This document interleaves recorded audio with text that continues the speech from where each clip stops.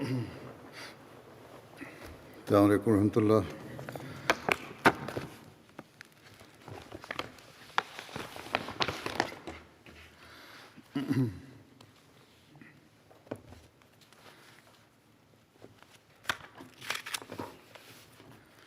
أشهد أن لا إله إلا الله وحده لا شريك له وأشهد أن محمدًا عبده ورسوله أما بعد فأعوذ بالله من الشيطان الرجيم بسم الله الرحمن الرحيم الحمد لله رب العالمين الرحمن الرحيم مالك يوم الدين إياك نعبد وإياك نستعين اهدنا الصراط المستقيم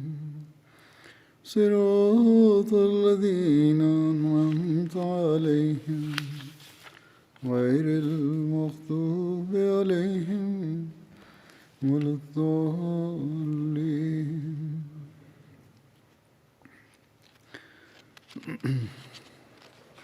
حضرت عمر J'évoquais Omar radhiyallahu anhu dans mes précédents sermons. Je mentionnerai aujourd'hui quelques faits concernant les ghazwat et les expéditions dans lesquelles il avait participé. Omar bin Khattab radhiyallahu anhu avait participé dans les batailles de Badr, d'Uhud, la bataille du Fossé et les autres batailles en compagnie du saint prophète Mohammed à lui.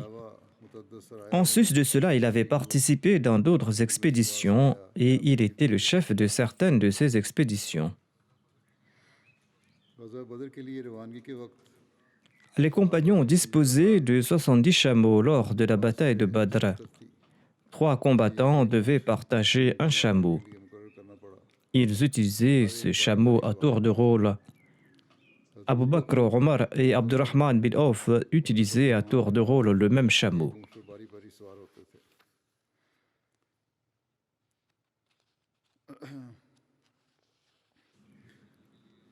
Voici le récit du départ du saint prophète Mohammed lui pour la bataille de Badr.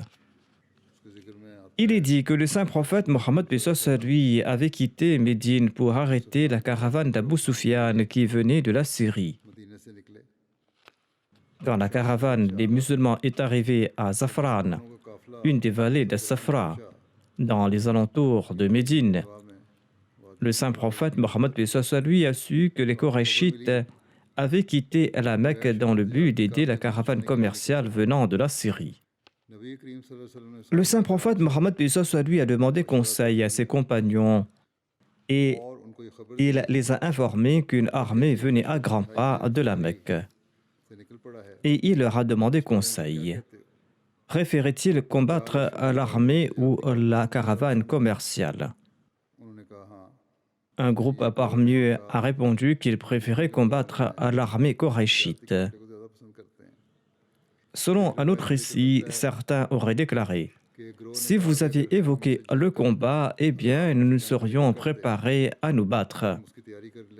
Nous sommes sortis pour intercepter la caravane commerciale. » Selon un autre récit, ils auraient déclaré « Ô envoyé d'Allah, il est préférable d'arrêter la caravane commerciale et de laisser l'ennemi. » Le visage du saint prophète Mohammed lui a changé en entendant ces propos.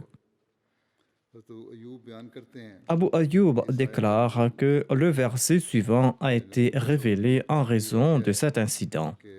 Il est dit dans ce verset Kama akhrajaka rabbuka min baytika bil haqqi wa inna fariqam minal mu'minina lakarihun.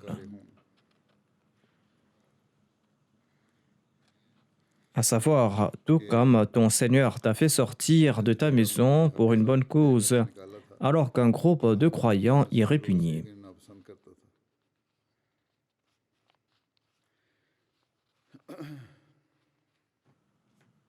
Abu Bakr s'est mis debout en cette occasion. Il a pris la parole et il a prononcé un très bon discours. Ensuite, Omar s'est mis debout.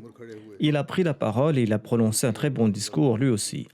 Ensuite, Miqdad s'est mis debout. Il a déclaré: Ô envoyé d'Allah, obéissons à l'ordre que Dieu vous a donné. Nous sommes avec vous.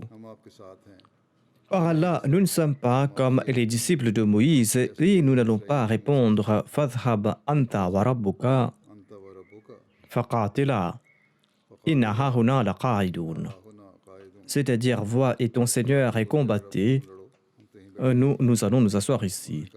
Miqdad a déclaré: Nous sommes avec vous et nous allons combattre à vos côtés tant que nous sommes en vie.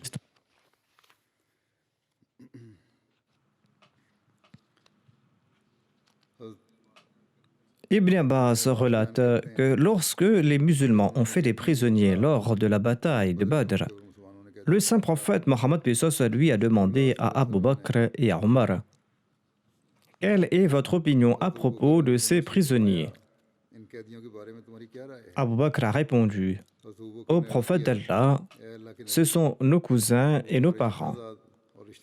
Je pense que si vous leur prenez une rançon, ce sera une source de force pour nous contre ces mécréants, et il se peut qu'Allah les guide vers l'islam. Le saint prophète Mohammed lui a demandé: Ô Ibn Khattab, quelle est ton opinion à ce sujet? Omar a répondu: Non, au messager d'Allah, par Allah, mon opinion est différente de celle d'Abu Bakr. Selon moi, vous devriez nous les remettre et nous allons devoir leur trancher le cou. Confiez Aqil à Ali pour qu'il le tue et confiez-moi un tel qui est apparenté à moi et je le tuerai. Ils sont tous les chefs des infidèles, a déclaré Omar. Le saint prophète Mohammed a préféré l'opinion d'Abu Bakr. Omar déclare: L'envoyé d'Allah n'a pas accordé priorité à mon opinion. Quand je suis retourné le lendemain, le saint prophète Mohammed lui et Abu Bakr étaient assis et ils pleuraient. J'ai demandé au messager d'Allah: Dites-moi ce qui vous fait pleurer, vous et votre compagnon. Si je dois pleurer, eh bien je vais pleurer moi aussi. Sinon, je vais faire semblant de pleurer. Le saint prophète Mohammed lui a répondu: Je pleure sur la punition qui m'a été montrée à l'égard de ses compagnons qui m'ont suggéré de prendre une rançon. Cette punition est plus proche que l'arbre qui se trouve là devant moi. Le saint prophète lui a indiqué l'arbre qui était proche de lui. Sur ce, Allah a révélé ce verset: Ma kana li nabiyyin an yakuna lahu asra hatta yuthkhina fil ard. À savoir qu'il ne sait pas un prophète qu'il ait des captifs avant qu'il n'ait pris part à une bataille régulière dans le pays.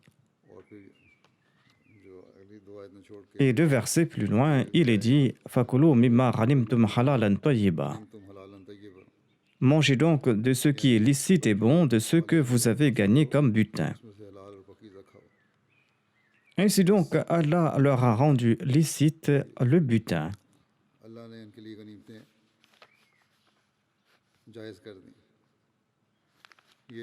Ce hadith est tiré du recueil de Muslim. Mais les propos du début de ce hadith, notamment le fait que le saint prophète Mohammed lui et Abu Bakr pleuraient, et les versets coraniques qui ont été mentionnés par la suite, tout cela rend ambigu tout le récit. Les faits ne sont pas clairs dans ce hadith. En tout cas, la majorité des compilateurs des recueils d'histoire et de sira ont relaté ce hadith en le considérant authentique. Les exégètes et les compilateurs de sira ont considéré que ce hadith est authentique et ils l'ont mentionné. Et il semblerait qu'Allah était en colère contre la décision de prendre une rançon des prisonniers de la bataille de Badr et qu'Allah appréciait davantage l'opinion de Omar. Les biographes de Omar consignent un chapitre séparé dans lequel il évoque les injonctions coraniques révélées sur l'opinion de Omar. Et il mentionne aussi cette opinion de Omar sur les prisonniers de la bataille de Badr et le fait qu'Allah avait préféré son opinion. Mais ce récit est assez vague.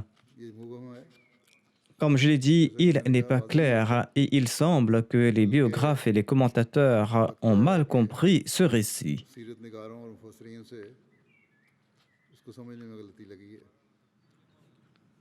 En tout cas, Hazrat Muslim Maud radhiyallahu anhu a commenté à ce propos dans une de ses notes qui n'a pas été publiée. मतबूआ तफसीरी नोट में Et dans cette note, il réfute ces récits इन रवायात et il semble que son explication semble être correcte. ज़ात है वही सही लगती है। Il semble qu'on a fabriqué ce hadith afin d'élever le statut de Omar radhiyallahu anhu, ou peut-être qu'on n'a pas compris le sens de ce récit. या उसका गलत समझा गया।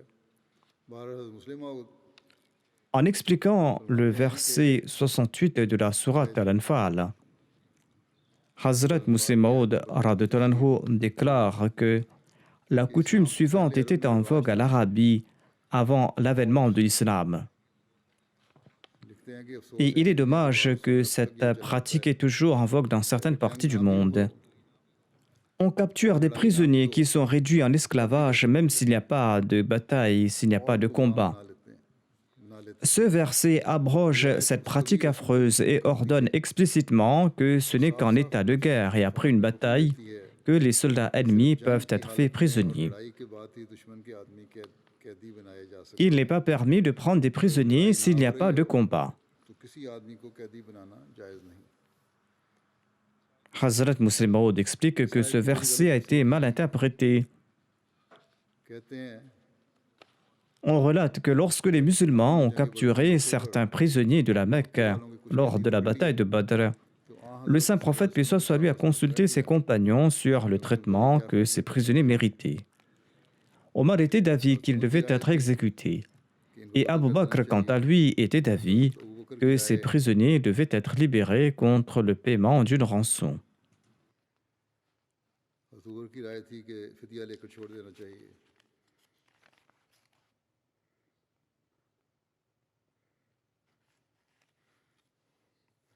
हज़रत सल्लल्लाहु अलैहि वसल्लम ने Le saint prophète Mohammed paix soit lui appréciait l'opinion d'Abu Bakr. और ये 68 आयत है सूरह अनफाल की जिसमें ये है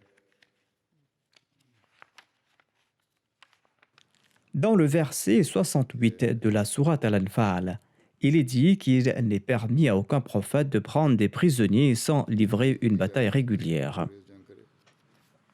तो बहरहाल हज़रत मुस्लिम मऊद फरमाते हैं Hazrat Muslim Maud explique que l'opinion d'Abu Bakr était différente de celle de Omar radhiyallahu anhu. जो राय ली गई थी हज़रत अबू बकर की राय मुख्तलिफ थी, हज़रत उमर की राय मुख्तलिफ थी। Et le saint prophète Mohammed paix soit lui a apprécié l'opinion d'Abu Bakr et il a libéré ses prisonniers contre le paiement des rançons. छोड़ दिया Mais après la révélation de ce verset, नाजिल हुई on aurait dit que Dieu n'avait pas apprécié l'action du saint prophète Mohammed paix soit lui et que les prisonniers auraient dû être tués et non rançonnés. फिदिया नहीं लेना चाहिए था। Ceci est tiré d'un commentaire de Tabari. उसी में Le musulman Maud explique que cette interprétation est erronée. De prime abord, Dieu n'avait pas émis d'ordre interdisant la libération de prisonniers contre rançon. लेकर ना Le saint prophète Mohammed paix soit lui ne pouvait être blâmé pour avoir accepté des rançons. Deuxièmement, le saint prophète Mohammed paix soit lui avait auparavant accepté la rançon de 2 personnes à Nakhla et il les avait libérés et Allah n'avait pas réprouvé cet acte.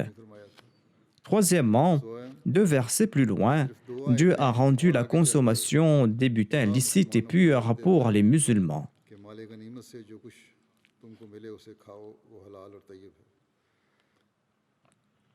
Personne n'aurait pu imaginer que Dieu ait réprouvé le fait que le saint prophète paix soit lui ait accepté des rançons.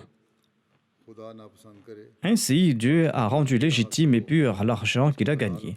Cette interprétation est donc tout à fait fausse. L'interprétation correcte est que ce verset énonce une règle générale selon laquelle les prisonniers ne peuvent être capturés que s'il y a une bataille régulière et quand l'ennemi est vaincu suite à des attaques violentes.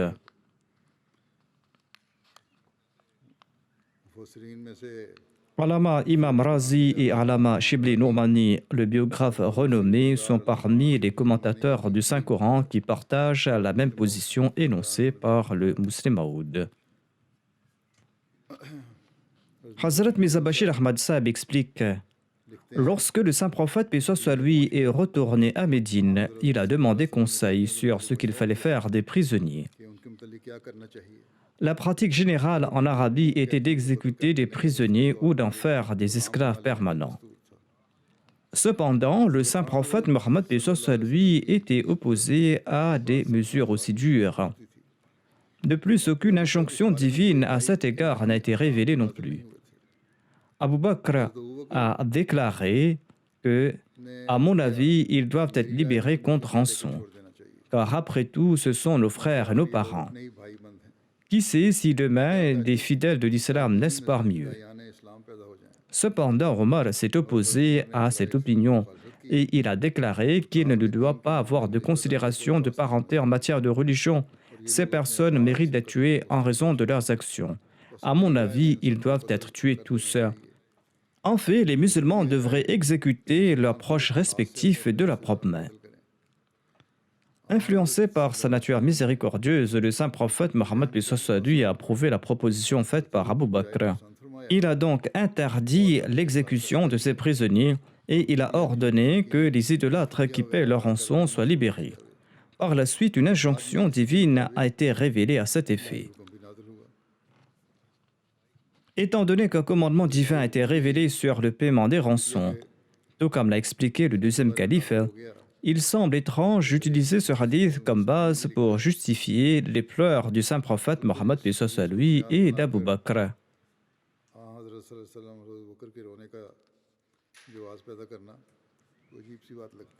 Hazrat Mirza Bashir Ahmad Saab explique: à ce titre, une rançon de 1000 à 4000 dirhams a été fixée pour chaque individu en fonction de ses moyens.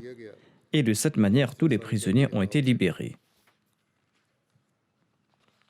Il y a aussi des récits au sujet du mariage de Hafsa à la fille de Omar avec le saint prophète Mohammed paix soit lui. Le mari de Hafsa avait pris part à la bataille de Badr et à son retour de la bataille, il est tombé malade et il est décédé. Plus tard, le saint prophète Mohammed paix soit lui a épousé Hafsa. Selon le recueil d'Al-Bukhari, Abdullah bin Omar raconte que Hafsa, la fille d'Omar bin Khattab, s'était mariée à Khunais bin Hudhayfa Sahmi.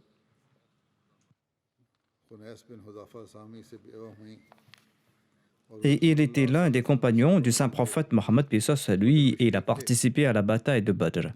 Il est décédé à Médine après la bataille de Badr. Omar a relaté: j'ai rencontré Othman bin Affan et je lui ai parlé à propos de Hafsa.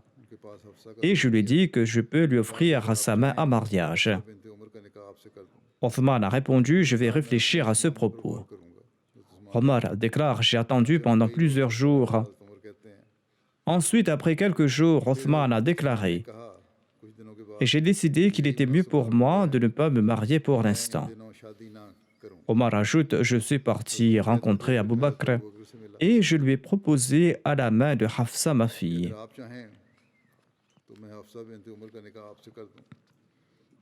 Abu Bakr est demeuré silencieux et il n'a rien répondu. Et je ressentais plus de réticence de sa part que chez Othman, a déclaré Omar. C'est-à-dire que j'ai compris qu'il avait également refusé cette requête.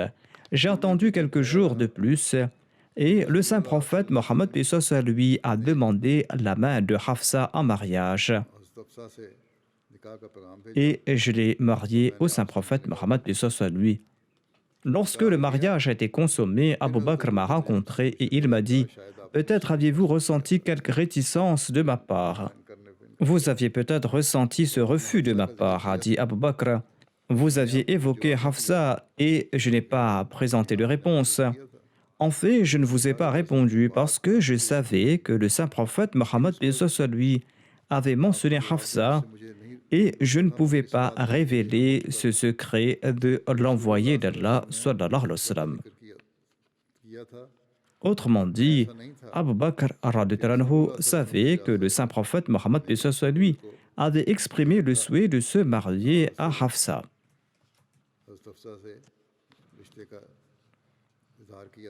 Abu Bakr radhiyallahu anhu déclare: c'était là un secret du saint prophète Mohammed lui, un secret que je ne pouvais pas révéler. Si le saint prophète Mohammed lui avait abandonné cette idée, eh bien, j'aurais certainement accepté cette requête de votre part. C'était là la réponse d'Abu Bakr. Dans son ouvrage Sirat Khatam an-Nabiyyin, Hazrat Mirza Bashir Ahmad Sahib a commenté sur ce mariage. Il déclare: Omar avait une fille du nom de Hafsa. Elle s'était mariée à un compagnon fidèle nommé Khunais bin Huzafa. Ce dernier avait pris part à la bataille de Badr. Après la bataille de Badr, de son retour à Médine, Khunais est tombé malade et il ne s'est pas rétabli. Quelque temps après son décès, Omar était inquiet concernant le deuxième mariage de Hafsa. Elle avait plus de 20 ans à l'époque. En raison de sa simplicité, Omar a rencontré lui-même Othman bin Affan et lui a parlé à propos de sa fille Hafsa. Il lui a dit qu'elle était veuve et que s'il était intéressé, il pourrait l'épouser. Cependant, Othman a évité le sujet. Par la suite, Omar en a parlé à Abu Bakr, mais lui aussi est demeuré silencieux et il n'a pas présenté de réponse. Omar était très triste et tout consterné, il s'est présenté au saint prophète Mohammed lui et il lui a tout relaté. Le saint prophète Mohammed lui a répondu: ô Omar, ne t'inquiète pas. Si Allah le souhaite, Hafsa trouvera un meilleur époux que Othman et qu'Abu Bakr. Et Othman, quant à lui, recevra une meilleure épouse que Hafsa.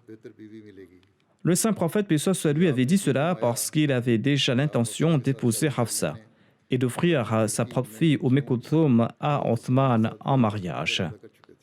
Othman et Abu Bakr étaient au courant de cela, c'est pourquoi ils ont rejeté la proposition de Omar.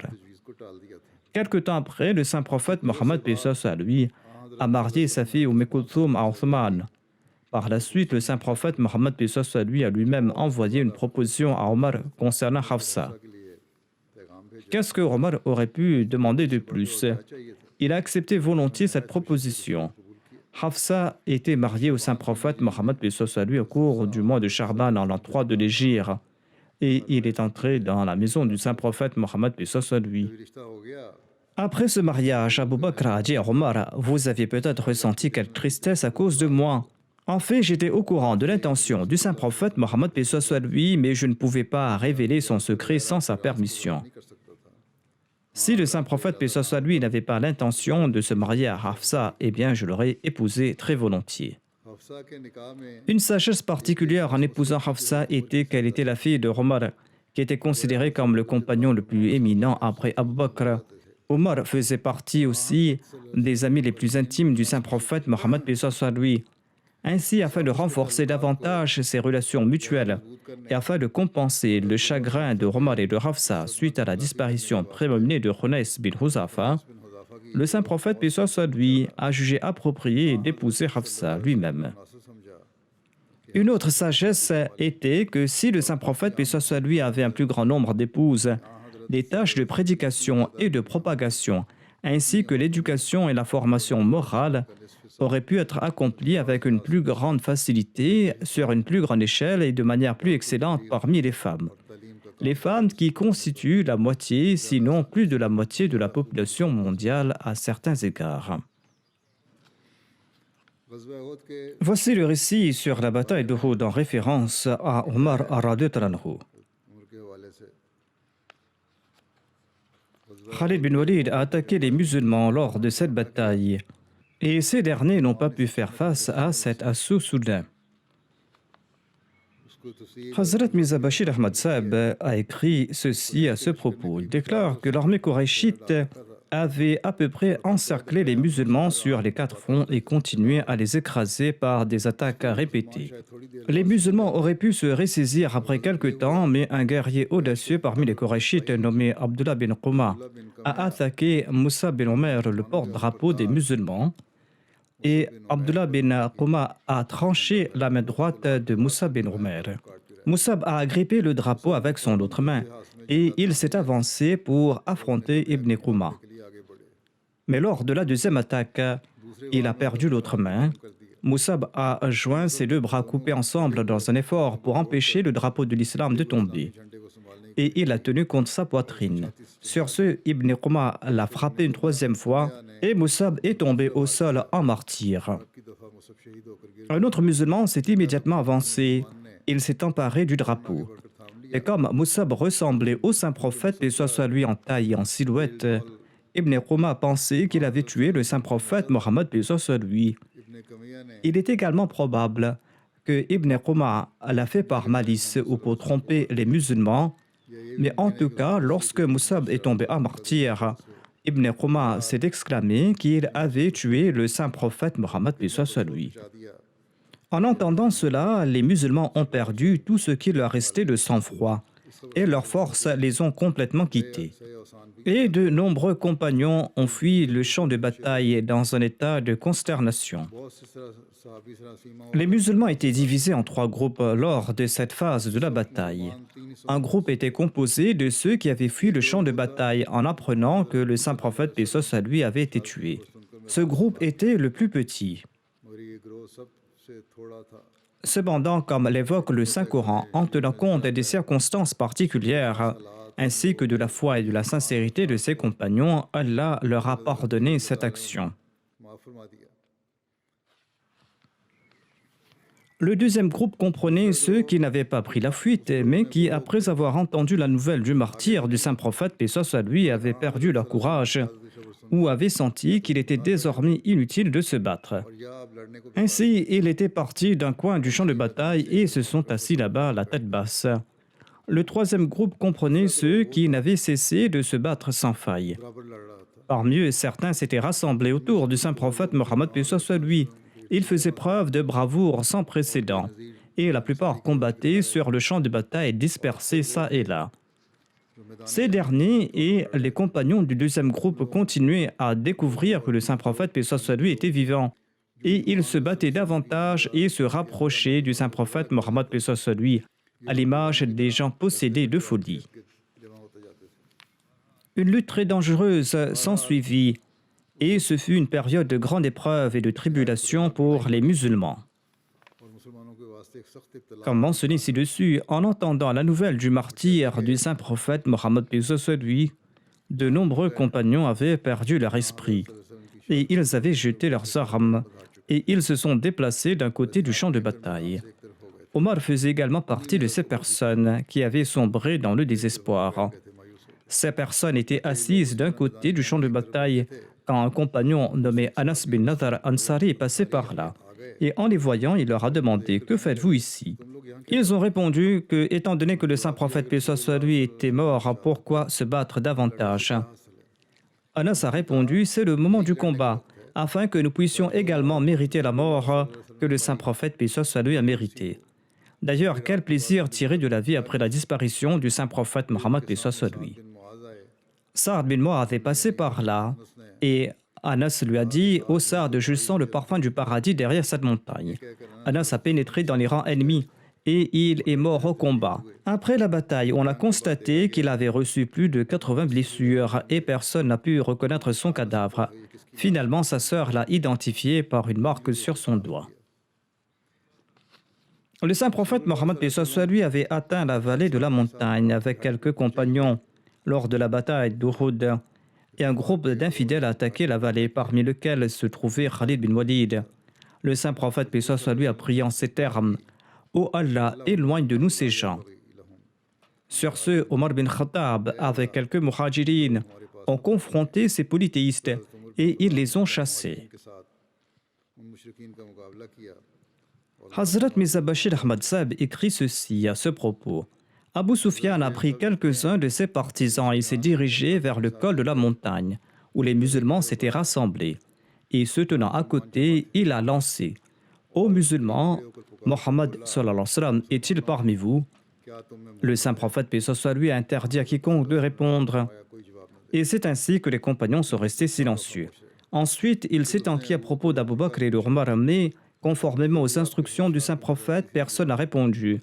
Sur ce, Abu Sufyan a lancé d'un ton des plus arrogants: toutes ces personnes ont été tuées, car s'ils étaient vivants, ils auraient répondu. En entendant cela, Omar n'a pu se retenir et il a lancé: Ô ennemi d'Allah, tu mens, nous sommes tous vivants et Allah va vous déshonorer d'entre nos mains. Abu Sufyan a reconnu la voix d'Omar. Il a déclaré: Ô Omar, dis la vérité, Mohammed est-il vivant? Omar a répondu: Oui, il est vivant, par la grâce de Dieu. Il est vivant et il écoute chacune de tes paroles. Et d'une voix basse, Abu Sufyan a dit: Ibn Quma a menti, parce que je te considère plus véridique que lui. Ensuite, Abu Sufyan a lancé à haute voix: Ô Hubal, exalté soit ton nom. Les compagnons étaient restés silencieux sur l'instruction du saint prophète Mohammed paix soit lui. Le saint prophète Mohammed paix soit lui avait ordonné le silence pour son propre nom. Mais il était tout agité d'entendre le nom d'une idole contester le nom d'Allah. Il a dit à ses compagnons: Pourquoi est-ce que vous ne répondez pas? Les compagnons ont demandé au messager d'Allah: Que devons-nous répondre? Le saint prophète Mohammed paix soit lui a déclaré: Proclamez, la grandeur et l'honneur n'appartient qu'à Allah l'exalté. Abu Sufyan a répondu: Nous avons Uzza, mais vous n'avez pas d'Uzza. Le saint prophète paix soit lui a demandé aux compagnons d'annoncer: Uzza n'est rien, Allah est notre soutien et vous n'avez pas de soutien.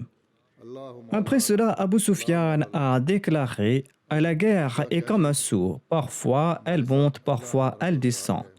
Considérez cette journée comme la réplique de Badr. Abu Sufyan a ajouté: Vous allez trouver sur le champ de bataille des corps qui ont été mutilés. Je n'ai pas commandé cela, mais quand j'ai appris cela, je n'ai pas trouvé cette action de mes hommes déplaisante. L'année prochaine, nous allons nous retrouver sur le champ de bataille durant les mêmes jours. Conformément aux instructions du saint prophète Mohammed paix soit lui, un compagnon a répondu: Très bien, nous allons nous revoir l'année prochaine. Après avoir prononcé ces paroles, Abu Sufyan est parti avec ses hommes et l'armée des Qurayshites a pris la route de la Mecque. Quand le saint prophète Mohammed paix soit lui est rentré à Médine après la bataille d'Uhud, les hypocrites et les juifs ont commencé à se réjouir et ils ont commencé à dire du mal des musulmans. Ils disaient que Mohammed sallallahu alayhi wa sallam cherchait le royaume terrestre et à ce jour, aucun prophète n'a autant souffert que lui. Lui-même a été blessé et ses compagnons également ont été blessés. Ils ont déclaré que si vous tués étaient restés avec nous, ils n'auraient pas subi un tel sort. Omar a demandé au saint prophète Mohammed paix soit lui la permission de tuer ces hypocrites. L'envoyé d'Allah a déclaré: Est-ce qu'ils ne rendent pas témoignage qu'il n'y a pas d'autre Dieu à part Allah et que je suis le messager d'Allah? C'est-à-dire que ces gens récitent la kalima. Omar a répondu: Certes, mais ils tiennent des propos d'hypocrites. Ils récitent la kalima par peur de l'épée. Et leur cas est évident à présent. Les paroles de leur cœur sont sorties et Allah a révélé leur animosité. En ce cas, il faut certainement les punir.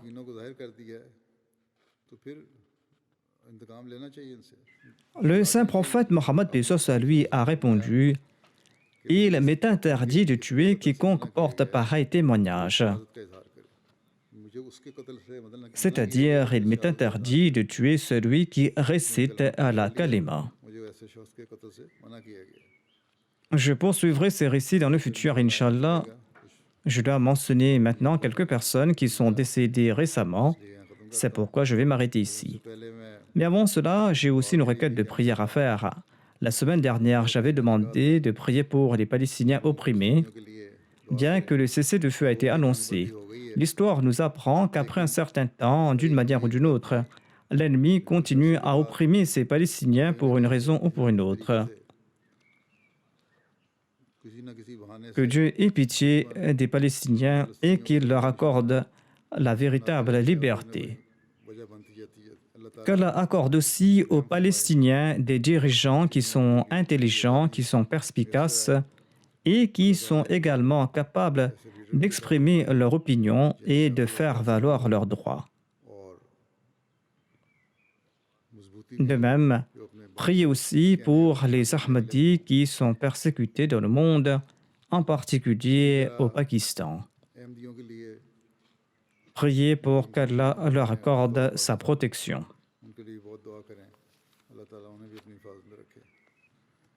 Le premier défunt que j'évoquerai aujourd'hui se nomme Qureshi Mohammad Fazlullah Saheb. Il était le Naïb Nazir-i-Shat de Qadian. Il est décédé le 27 avril dernier. Inna lillahi wa inna ilayhi raji'un. Le grand-père paternel de sa mère et le grand-père maternel de son père étaient Hazrat Munshi Mehiddin Saheb. Il était un compagnon du Messie premier l'Islam. Et l'Ahmadiyya est entré dans la famille du défunt par son entremise. Munshi Mehiddin fait également partie des contributeurs pour la construction du Minaratul Masih.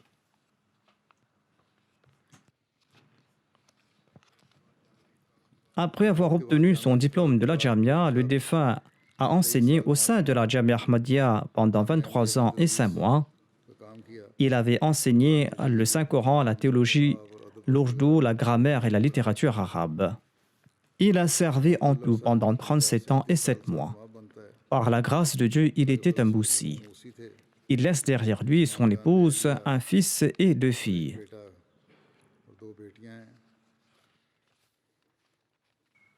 Makhdoum Saheb, le Nazir-i-Shat, écrit à son sujet que lorsque le défunt enseignait à la Jamia, il était un professeur très bienveillant. Il traitait les étudiants avec beaucoup d'amour et d'amitié, et il était très sympathique à leur égard. Il a fait preuve d'une grande honnêteté et d'une grande dévotion lors de son service. Il était toujours ponctuel et il encourageait les étudiants à être ponctuels. La plupart des missionnaires en Inde sont ses élèves et ils ont beaucoup profité de sa compagnie. Le défunt était très simple de nature, il était bref dans ses propos, il ne parlait pas beaucoup, mais il possédait aussi une grande connaissance et ses propos étaient toujours bien étayés. Le défunt a occupé le poste de vice-président de la Khuddam al-Ahmadiyya de l'Inde. Il a aussi servi en tant que rédacteur en chef du journal Badr pendant 34 ans. Il a aussi servi en tant que rédacteur du journal Mishkat. Il était également membre du comité sur l'histoire de l'Ahmadiyya en Inde.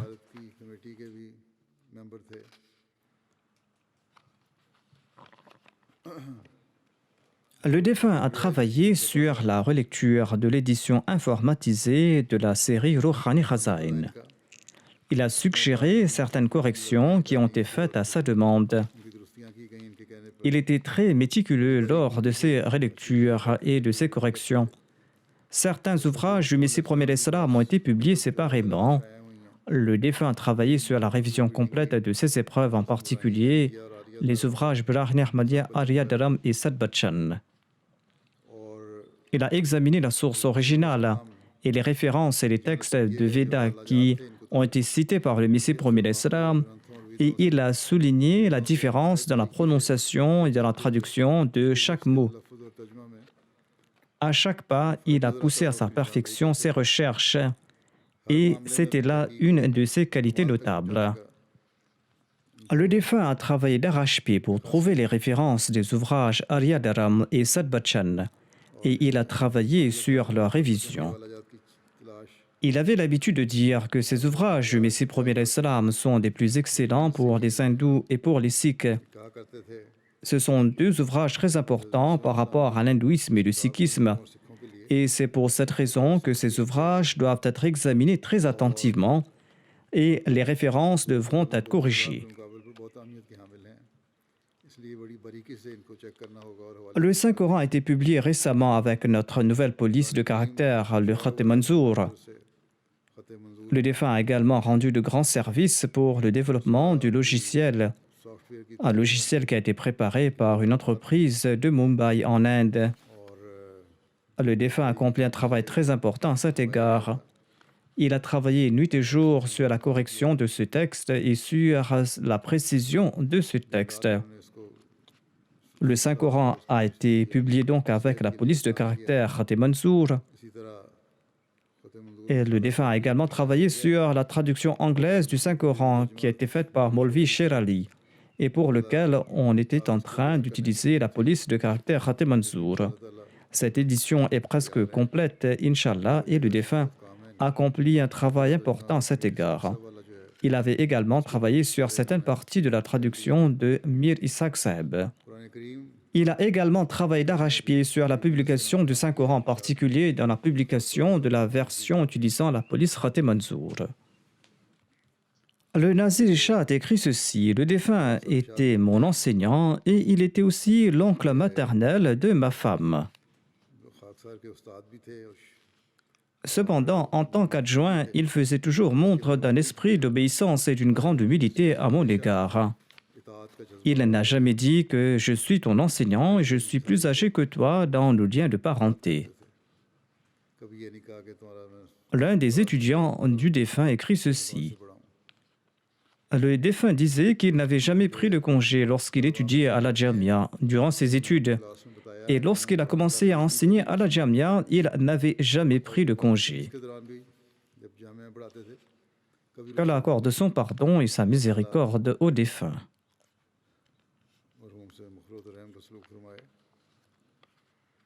La deuxième personne que j'évoquerai se nomme Sayyid Bashiruddin Ahmad Saheb.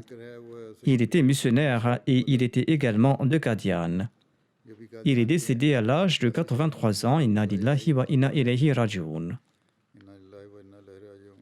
Le défunt était le petit-fils de Sayyid Sayyiduddin, qui était un compagnon du Messie premier alayhi salam. Le défunt était un homme très pieux. Il accomplissait régulièrement la prière de Tahajjud. Il se consacrait aux prières. Il était simple. Il était moussi. Il laisse derrière lui 3 fils qui travaillent tous les 3 dans les bureaux de l'Anjuman.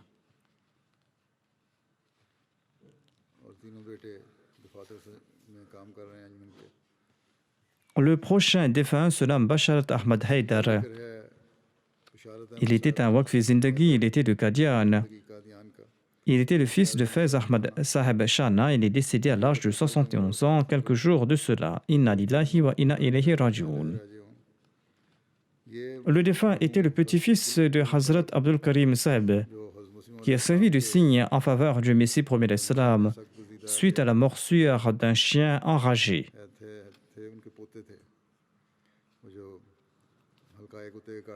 Il était originaire de Karnataka et il s'était rendu à Qadian. Et après avoir étudié à la Madrasa Ahmadiyya, il a travaillé dans différents bureaux. Et ensuite, il a été nommé responsable du département Rishtanata. Il y a servi la Jamaat. Et en tout, il a servi pendant 46 ans. Malgré le manque de ressources, il a mené une vie très digne et simple. Le défunt était un homme d'une grande moralité et d'une grande vertu. Le défunt était un moussi. Il laisse derrière lui sa femme, 3 filles à qui il a donné une très bonne éducation, et il les a toutes mariées à des Waqifin Zindagi. Le prochain défunt se nomme Dr Mohammad Ali Khan, qui a servi comme amir de la Jamaat du district de Peshawar. Il est décédé le mois dernier à l'âge de 67 ans. Inna lillahi wa inna ilayhi raji'un.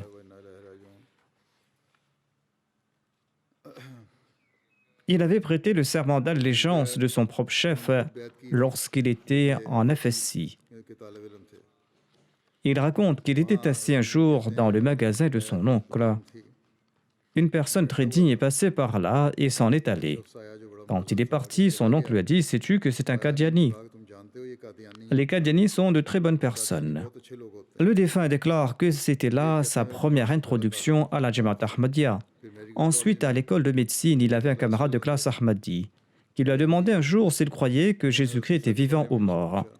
Mohammad Ali, le défunt, a répondu que, selon lui, Jésus-Christ est décédé. l'étudiant Ahmadi a pensé qu'il devait lui prêcher le message de l'Ahmadiyya. Il a donc emmené le défunt à la mission et il a présenté la Jamaat Ahmadiyya. À l'époque, Basharat Bashir Sindhi Sahib était le missionnaire. Quand le défunt a vu le missionnaire portant un pantalon et une chemise, il en était tout étonné. Il était étonné de voir la mode vestimentaire moderne de ce Maulvi. Basharat Bashir lui a offert l'ouvrage Dawatul Amir. Le défunt a lu cet ouvrage et dès qu'il a terminé cet ouvrage, il était convaincu que l'Ahmadiyya était vrai. Il a fait la Bayra en 1973 et en 1974, feu le troisième calife a accepté son serment d'allégeance. Des émeutes anti-Ahmadi ont éclaté en 1974 lorsqu'il est devenu Ahmadi. Et il a été attrapé par des gens lors d'un rassemblement. Les élèves de son établissement lui ont demandé de rejeter l'Ahmadiyya. Ils avaient découvert qu'il était Ahmadi. Ils lui ont dit qu'ils allaient le tuer s'il n'abandonnait pas l'Ahmadiyya. L'administration de l'université n'a rien pu faire. À l'époque, le chancelier de l'université était Ali Khan, le fils de Bacha Khan. Il s'est présenté, il a pris le défunt sous son aile et il a emmené avec lui dans son véhicule. Ils sont sortis hors de la ville et il a laissé le défunt à l'extérieur de la ville. De là, le défunt est rentré dans son village en marchant à pied et il n'avait pas de chaussures.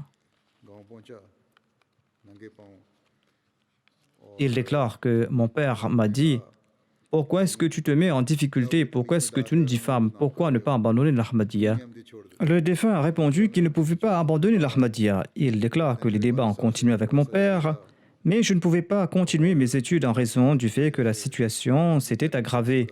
La situation était très difficile, mais j'étais déterminé à suivre l'Ahmadiyya.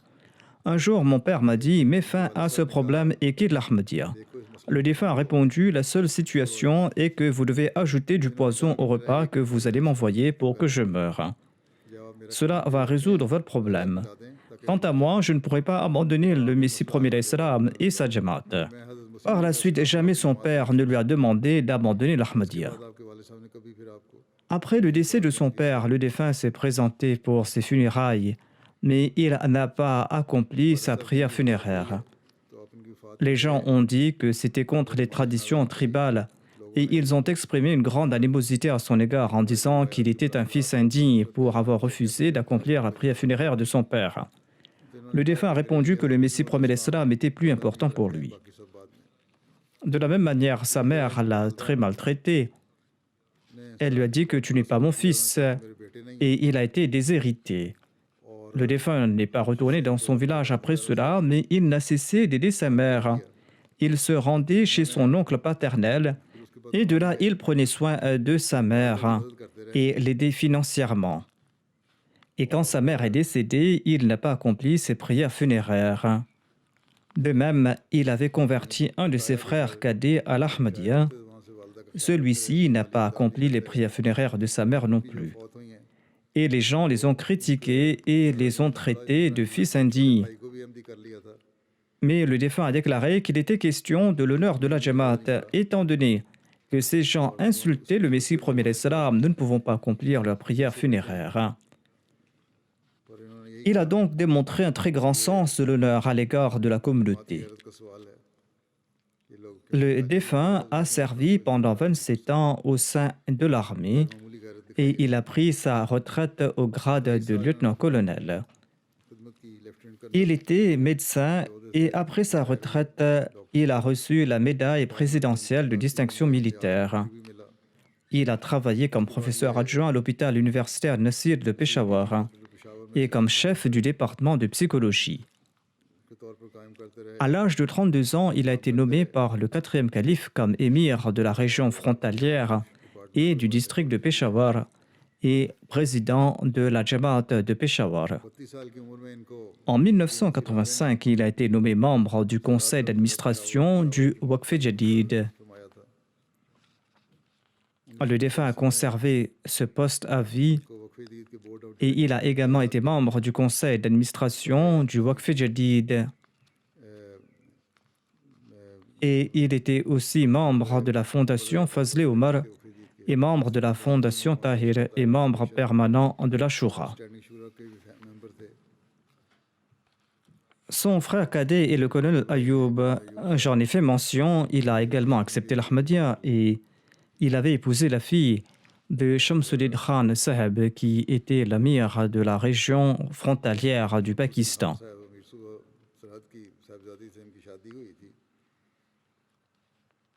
Il laisse derrière lui son épouse, un fils et 3 filles. Son fils est Waqf Zindagi et il est en train de servir avec Humanity First en Tanzanie.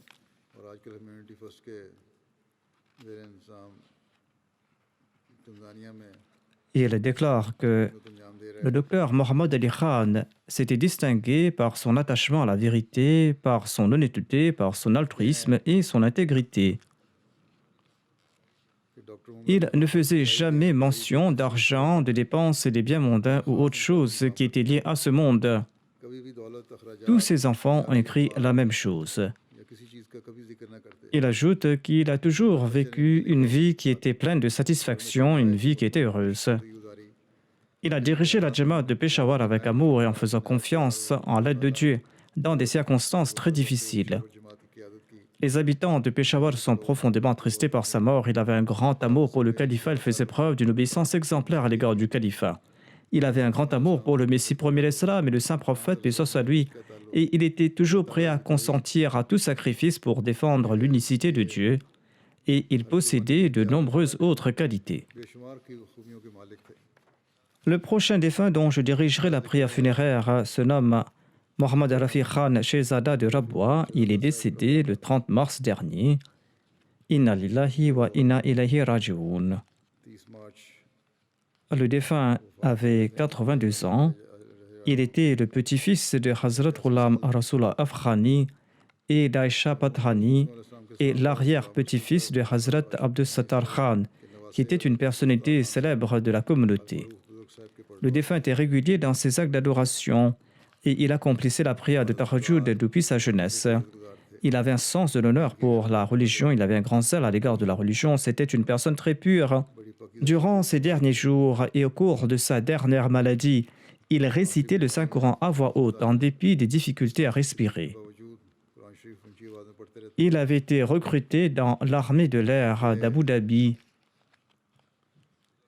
et il avait déménagé là-bas pendant quelque temps. Un Maulvi de l'Assemblée de l'armée de l'air avait dit que les Qadianis méritent d'être tués. Il s'est levé et avec beaucoup de courage, il a déclaré que je suis un Ahmadi. Eh bien, tuez-moi alors.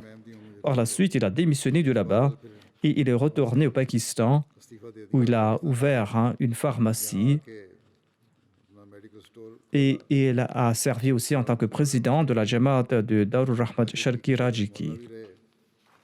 Il a participé à environ 50 épisodes d'une émission en langue pashto sur la MTA. Il faisait preuve d'une grande compassion à l'égard de tout le monde et il se comportait tel un père à l'égard de ses voisins. Il aidait discrètement les autres. Il était aussi un moussi. Il laisse derrière lui son épouse, 2 fils et 4 filles.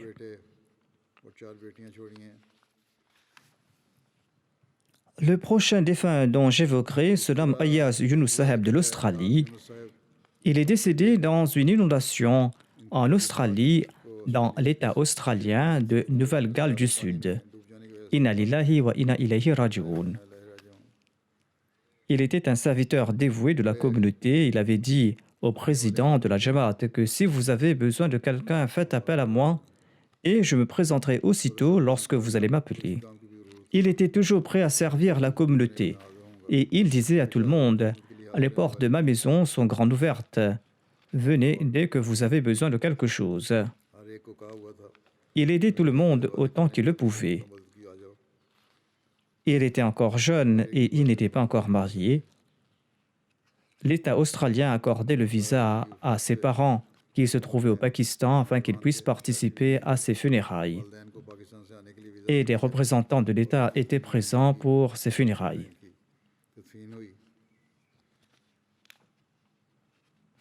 Le prochain défunt se nomme Tahir Ahmad Saheb, fils de Mian Qurban Hussein.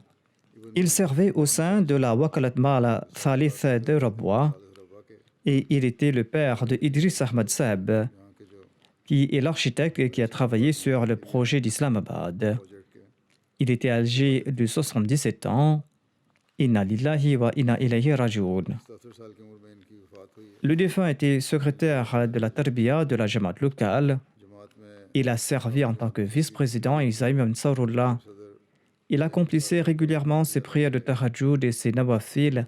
Il récitait régulièrement le Saint-Coran et il était membre du système d'Al-Wasiya. Il laisse derrière lui 2 filles et 3 fils et son épouse. Ensuite, je vais diriger la prière funéraire de Rafiq Aftab du Royaume-Uni. Il était le père de Farouk Aftab. Il est décédé au cours du mois d'avril dernier à l'âge de 63 ans. Inna lillahi wa inna ilayhi raji'un.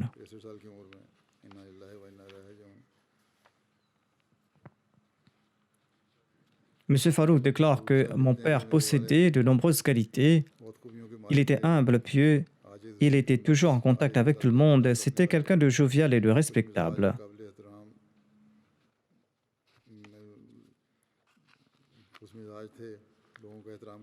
Il était très hospitalier. Il respectait les autres.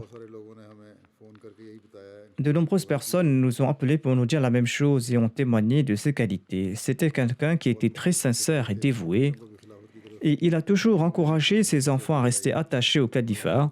Et c'est grâce à ces efforts que ces enfants sont en train de servir la communauté aujourd'hui.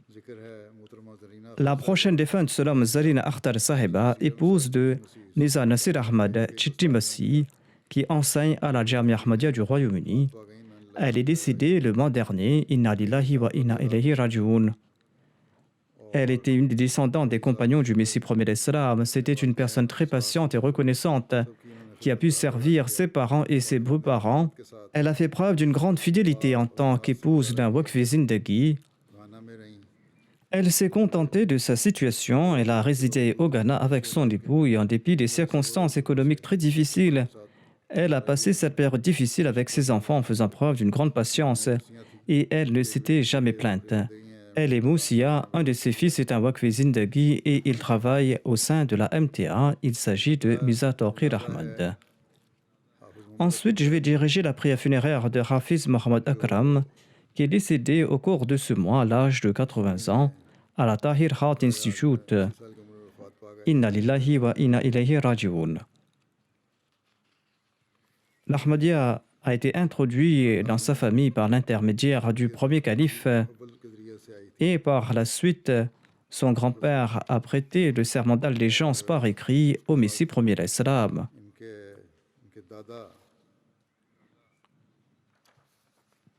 Il n'avait pas pu prêter le serment d'allégeance directement sur les mains du Messie premier d'Islam. Il l'avait fait par écrit. L'un des petits-fils du défunt se nomme Abdul Khabir Rizwan et il est en train de servir au sein du bureau du secrétaire privé au Royaume-Uni.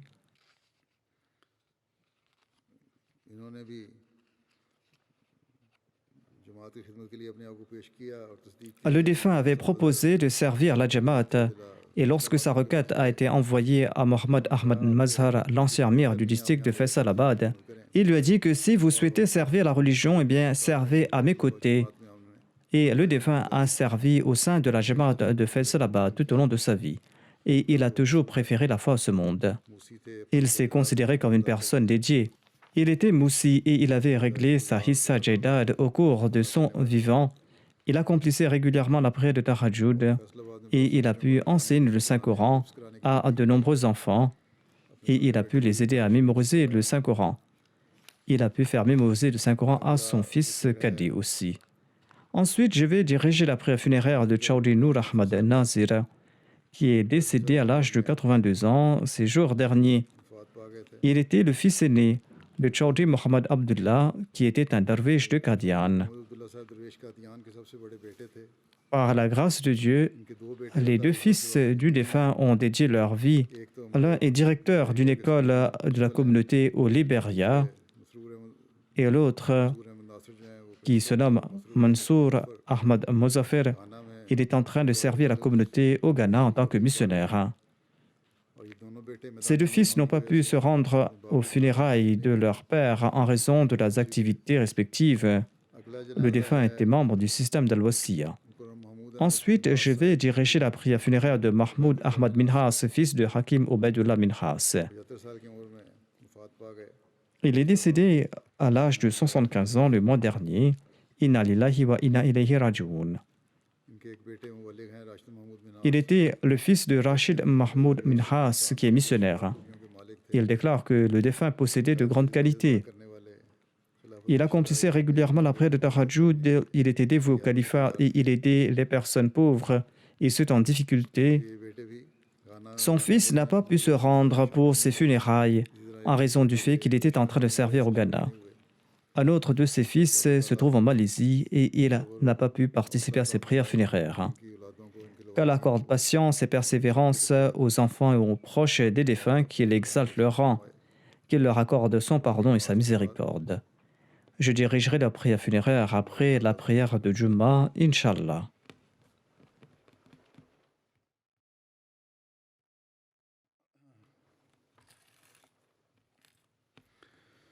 Alhamdulillah, nahmaduhu wa nasta'inuhu wa nastaghfiruh wa nu'minu bihi wa natawakkalu alayh. ونعوذ بالله من شرور أنفسنا ومن سيئات أعمالنا من يهده الله فلا مضل له ومن يضلل فلا هادي له ونشهد أن لا إله إلا الله ونشهد أن محمدًا عبده ورسوله عباد الله رحمكم الله إن الله يأمر بالعدل والإحسان وإيتاء ذي القربى وينهى عن الفحشاء والمنكر والبغي يعظكم لعلكم تذكرون اذكروا الله يذكركم وادعوه يستجب لكم ولذكر الله أكبر